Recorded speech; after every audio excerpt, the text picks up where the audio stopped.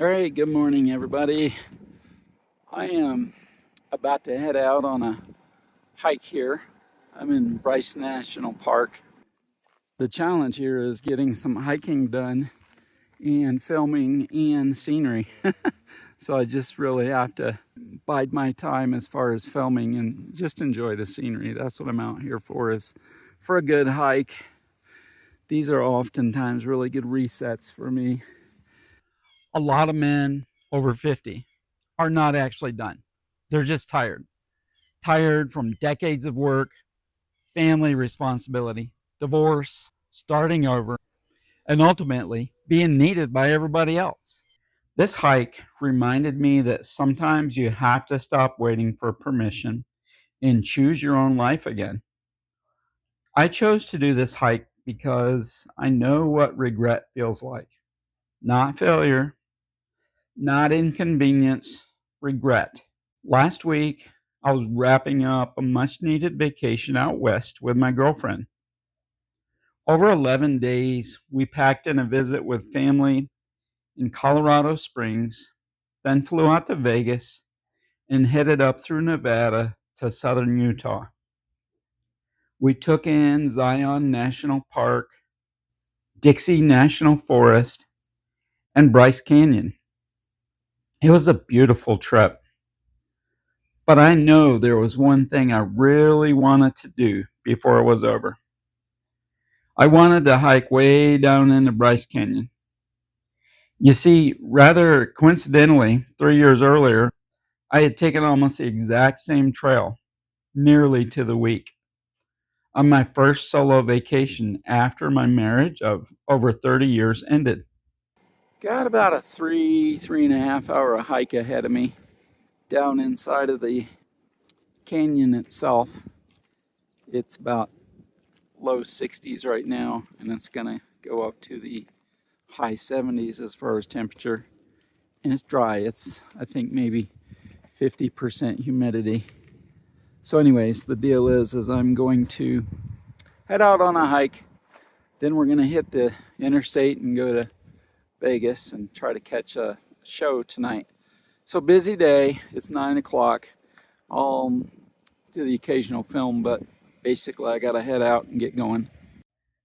Back then, that hike, it meant something. It was not just scenery. It was not just exercise. It was not just a trail. It was proof that I could still move forward.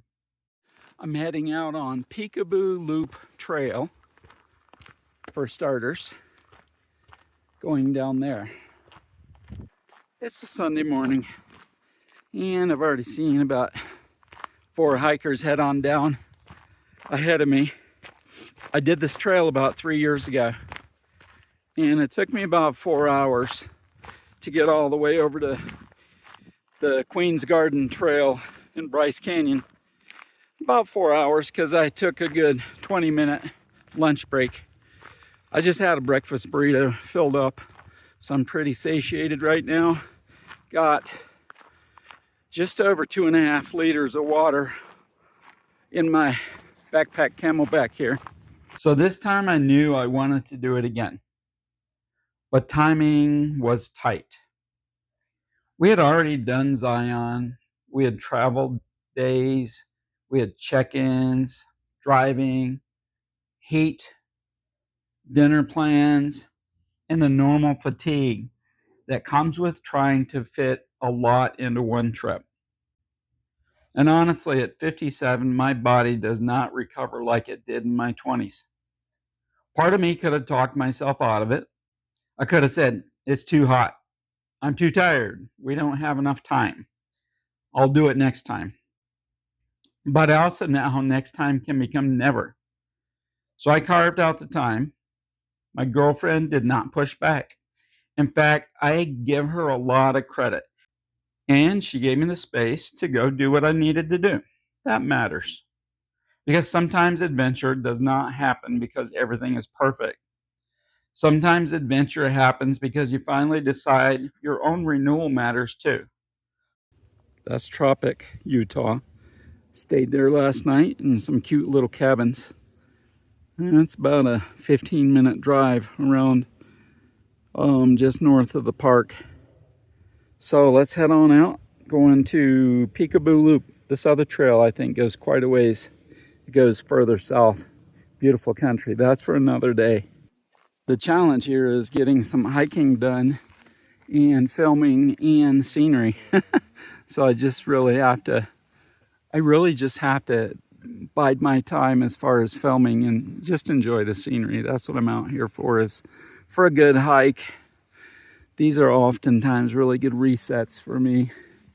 So I'm just going to enjoy the scenery and film a little bit along the way. I've only been on the trail for 10 minutes. Already taken a bunch of videos, but this is stunning. So I went down into that dry canyon for about 4 miles. And it was exactly what I needed. It was not some huge heroic moment. No heat stroke, no pulled muscles, no dramatic survival story. Just sweat, dirt, breath, quiet, and one foot in front of the other. But something shifted. All right, about, gosh, maybe just 15 minutes into this hike. Here's cool factor number 15 already. A little passageway cave. Isn't that neat? I just went ahead and got rid of my little coat because it's already, I think, mid-60s, and lathered on some sunblock. That's where we're at. Like I said, maybe 15-20 minutes in, and there's people 10 minutes behind me. I just met and tried to talk to some super nice French folks. Took a couple pictures for them. They're here on holiday for 3 or 4 weeks is what I could glean from what we were talking about, and took a picture for them, and they took a picture of me as well. This is one of my favorite things about hiking in Bryce Canyon, is every time you come around a bend, it's a whole new scene. You've got basically a whole new scheme around the corner. Boom, look at that. Brilliant. Yep, I'm not gonna do a lot of filming here because it's pretty steep. I don't want to lose my footing. I realize that I'm in a better shape now than I was 3 years ago. I'm leaner, more active, more awake in my own life. I spend all my day on my feet at work. I'm lifting, I'm doing yoga, I'm still walking several miles a week. And somehow this hike became a metaphor for where I am now. It's cool. There's people down below me. And these are called hoodoos, these things here. 3 years ago, I was hiking through the wreckage of a life that had changed.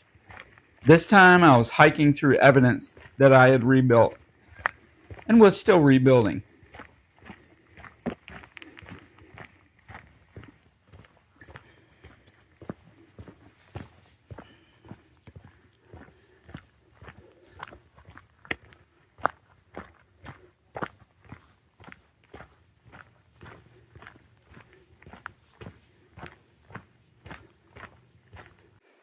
Have a really cool dry riverbed here.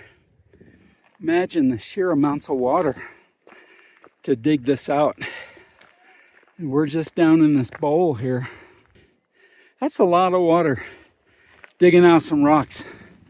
It almost looks like they came through here with a bulldozer. It's just from the rains and the snow melt.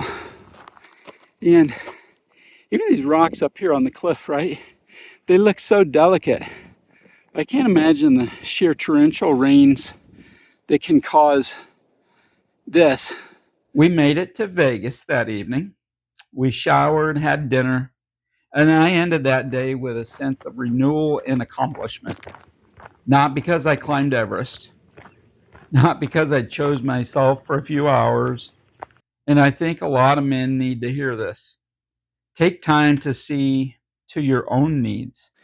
All right, Here I am about just shy of 2 hours in on this journey. So I'm going up to the last section, Queen Victoria's Garden. And the crowds in this section are about 20 times the crowds in the first section. The first section from Bryce Point, I only passed about 10 people. Here, there's easily 150 people on the trail. So I expect to be up at the parking lot in about 35 minutes. Hi. She wanted a photobomb. Hello. Hi, don't be bashful now. Thank you. Anyways, somewhere is the trail.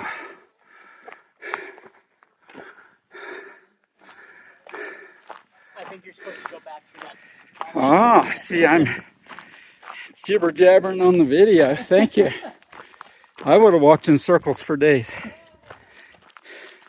Kind of hot, dry, and delirious. Okay, thanks, guys. So this was a little detour, segue, cul-de-sac. The Lord knows many of us have taken care of everyone else for a long time. Family, work, bills, responsibilities, expectations. And, you know, these things matter. But so do you, especially after 50. You have to challenge yourself again. Hi, folks. Dare yourself again. Make space for adventure again. Even if it is inconvenient. Even if you are tired. Even if nobody else fully understands why it matters. Because you are not done. Not even close, brother. Live your adventure. You are not done yet. All right, made it up to the top. About 2 hours and 20 minutes. And I'm bushed. Now for a drive to Las Vegas to finish the day.